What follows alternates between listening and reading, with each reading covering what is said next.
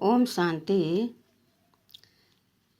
इन दो तोते की कहानी अगर आप सुन के समझ लिए तो आप जीवन में कभी दुखी नहीं होंगे, और दुखी लोग इसे ज़रूर सुनें।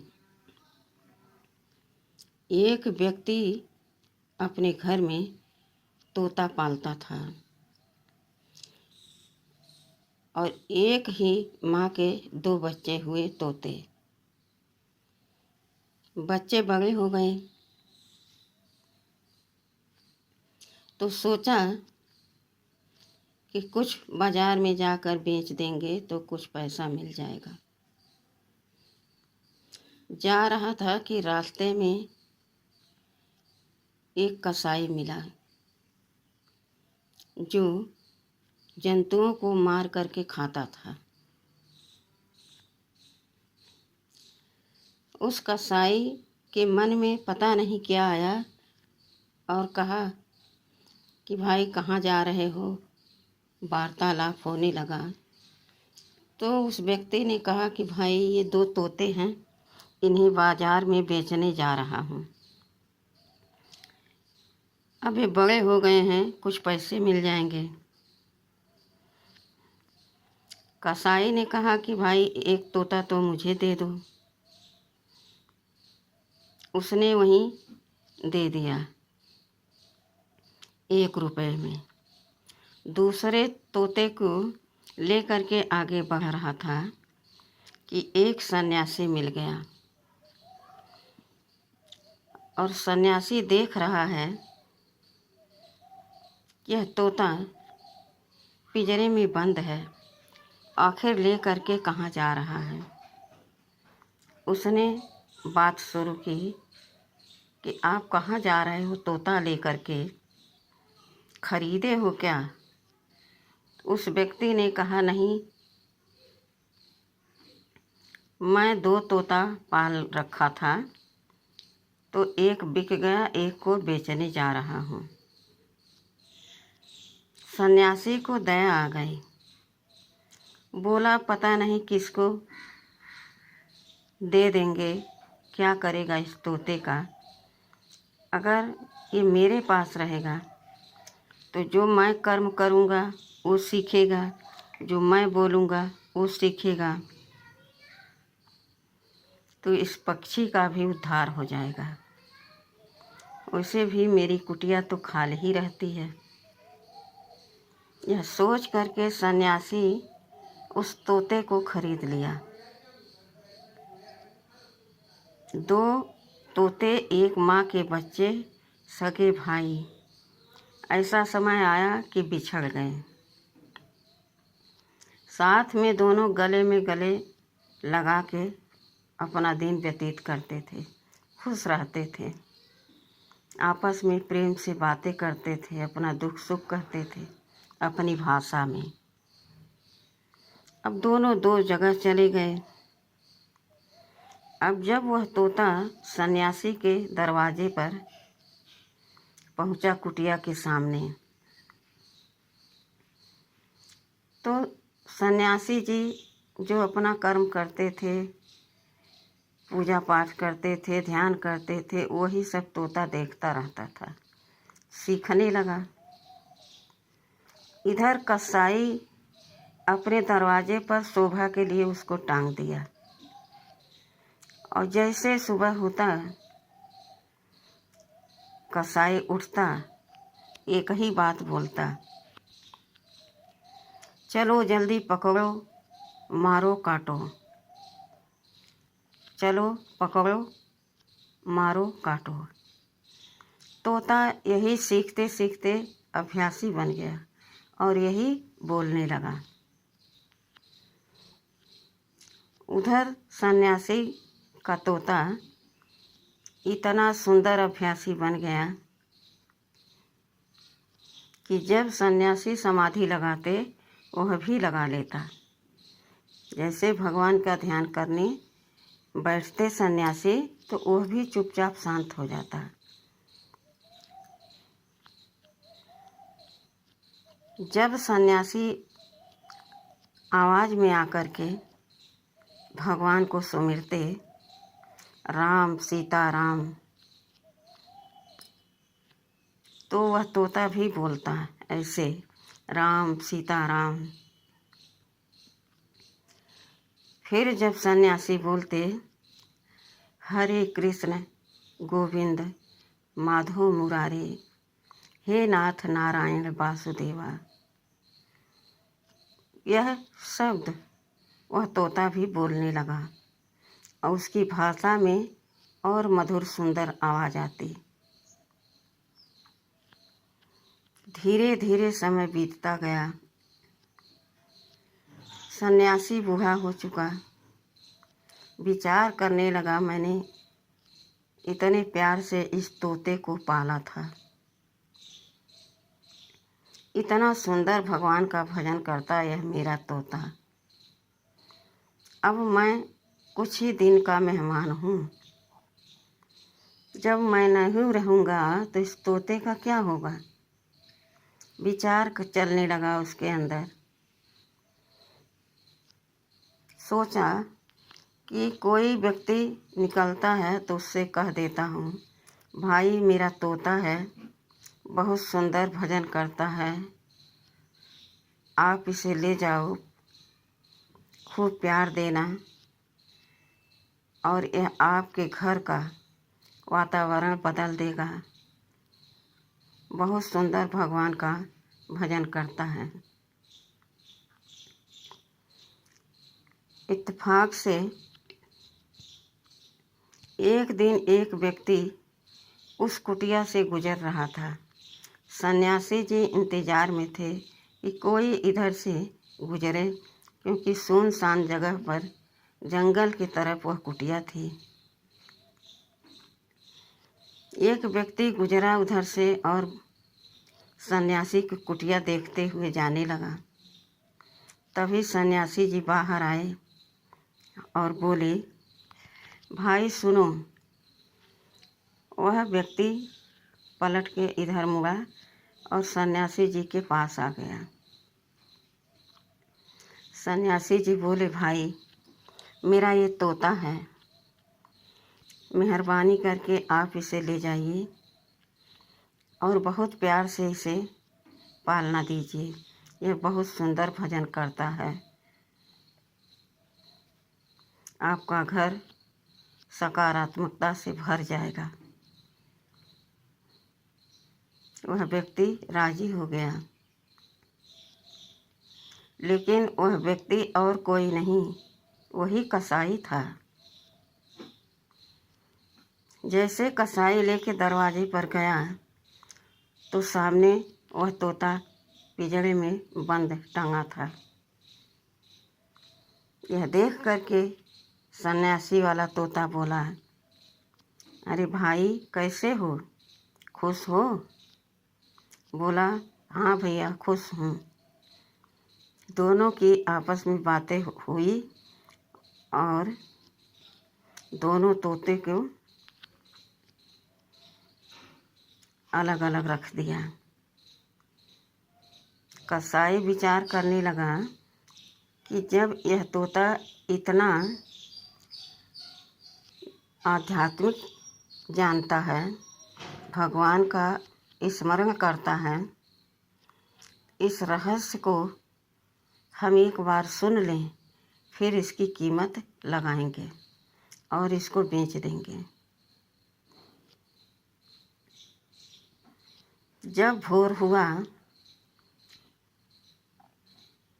तो तोता अपने आप 4 बजे उठ गया ब्रह्म मुहूर्त में और कहने लगा, जागो जागो, क्यों सोते हो पैर पसार, ऐसा वक्त आएगा सोते रह जाओगे, इस तन पर लकड़ियाँ आग लग जाएगी जलेंगी और सोते रह जाओगे, उठ नहीं पाओगे, अभी जागो जागो, राम सीता राम कहने लगा। फिर बोला, हे कृष्ण, हे माधव, हे मुरारी। हरे कृष्ण गोविंद माधव मुरारे, हे नाथ नारायण वासुदेवा। कसाई की आंखें खुल गई, दिमाग खुल गया, पर उसके अंदर परिवर्तन नाम का कोई चीज़ नहीं आया उसके कर्म में। लेकिन तोते की महानता देख करके उसके मन में इतनी लालच आया कि अब इस तोते का दाम हम बहुत पा सकेंगे, जितना मांगेंगे उतना लोग देंगे। दोनों तोते के ले करके वह एक राजा के घर गया और राजा से बोला, राजा साहब, मेरे पास 2 तोते हैं, आप इन तोतों दोनों को खरीद लीजिए, मुझे पैसे की ज़रूरत है। तो बोला, तुम 2 तोते लाए हो, क्या कीमत है तोते का? सन्यासी एक झटके में बोल दिया, राजा साहेब, इस तोते का दाम 1 रुपया है और इस तोते का दाम 1 लाख है। राजा बोला, तुम्हारा दिमाग खराब हो गया है, तुम्हें कुछ हो गया है? तोते दोनों बराबर हैं, एक जैसे हैं। एक का दाम 1 रुपया और दूसरे का दाम 1 लाख, क्या बोल रहे हो? कसाई बोला, हाँ, हम सही बोल रहे हैं। ये तोता उठेगा, आपके गेट के बाहर दरवाजे पर रहेगा, तो यह उठते ही बोलेगा, उठो, जागो, पकड़ो, मारो, काटो, पकड़ो, काटो, मारो, जिससे आपके घर के वातावरण अशांत रहेंगे, अच्छे नहीं रहेंगे। लेकिन यह तोता जब भोर में उठेगा तो यह खुद जगेगा, औरों को जगाएगा। बोलता है, जागो जागो, क्यों सोए हो पैर पसार, एक दिन ऐसा आएगा सोते रह जाओगे, इस तन पर लकड़ी लग जाएगी, आग धूह धूह जलेगी, लेकिन उठ नहीं पाओगे, सोते रह जाओगे। जागो जागो, अभी समय है। और सारे बहुत आध्यात्मिक रहस्य इसके अंदर छुपे हैं, मैं वर्णन नहीं कर सकता। आप भोर में इसी के मुख से सुन लीजिएगा।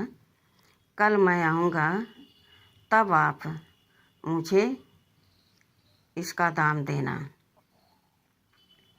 राजा बोला, ठीक है, और कसाई चला गया।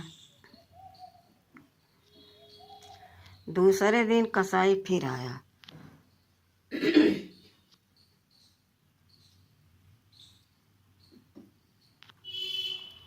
और बोला, राजा साहब, तोते आप खरीद लिए तो दाम दे दीजिए। राजा बोला, हाँ भाई, दाम तो तुम्हें देना ही पड़ेगा, तोता बड़े काम का है।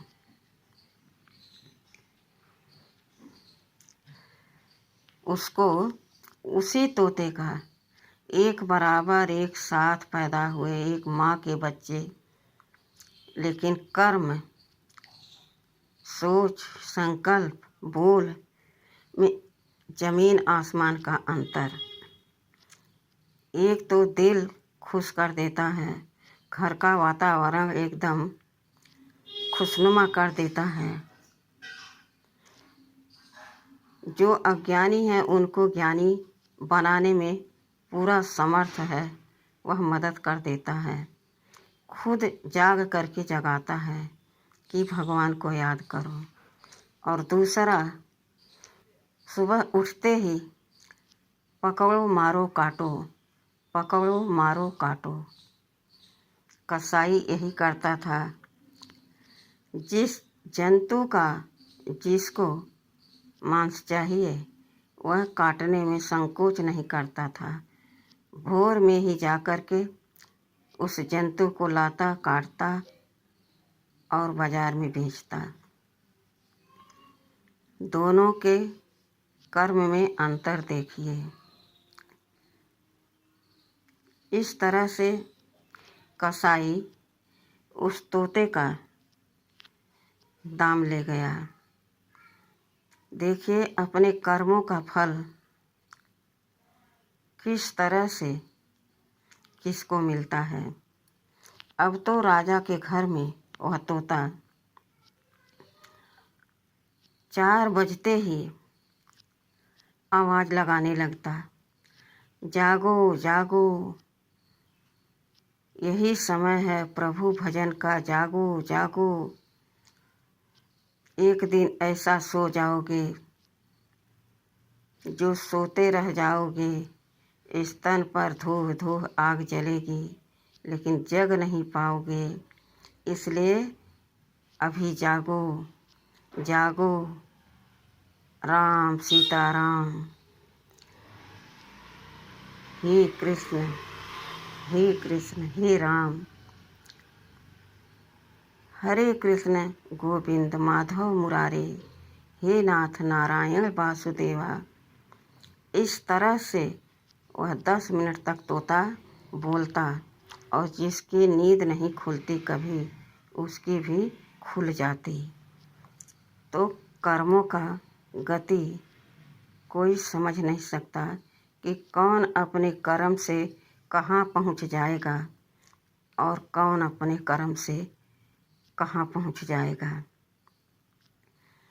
पंछी दोनों हैं, लेकिन एक का कितना ऊंचा कर्तव्य, श्रेष्ठ कर्तव्य कि वह पंछी होते हुए अपना काम इतना श्रेष्ठ कर रहा है।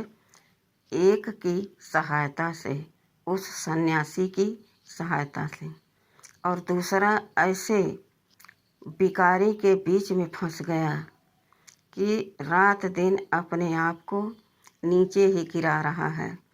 भला इसमें कौन सी उन्नति है जो रात दिन मारने, काटने, पकाने, खाने की बात करता हो। यह तो अनबोलता जानवर भी करते हैं। तो मनुष्य में और जानवर में कोई अंतर नहीं होता जब तक कर्म में अंतर न हो। तो हम मनुष्य हैं, हम आत्माएं उस सर्वशक्तिमान की संतान हैं। सदा अपने कर्मों को उस सर्वेश्वर पिता से तुलना करें, उनके समान अपना कर्तव्य करें, ताकि हम अपने आप को ऊंची स्थिति में रख सकें और हमारा सदा इस संसार में विख्यात फैली रहे, बढ़ती रहे, नाम रहे कि एक व्यक्ति वह भी था कि कभी भगवान के सिवा किसी और को याद ही नहीं करता था और सबको भगवान की याद दिलाने की सेवा में लगा रहता था। खुश रहता था, शांत रहता था और सबको खुशी शांति का दान देता रहता था। ऐसे महान व्यक्तियों की चर्चा जब नहीं रहते तभी भी होती रहती है सम्मान के साथ, और जो गलत कर्म करते हैं चर्चा उनकी भी होती है, लेकिन एक नफरत और घृणा के साथ। उनको कोई ऊंची दृष्टि से नहीं देखता। उनका नाम लेते ही इंसान का मन अशांत हो जाता है। इसलिए जो समझदार होते हैं वो समझदारी से उस बात को, उस व्यक्ति का कर्तव्य को नहीं याद करते हैं। तो हमें परमात्मा की चिंतन में लगा रहना चाहिए और सबको यही सलाह देनी चाहिए कि भगवान को याद करो, भगवान के साथ रहो, किसी देहधारी में न फंसो। अच्छा, ओम शांति।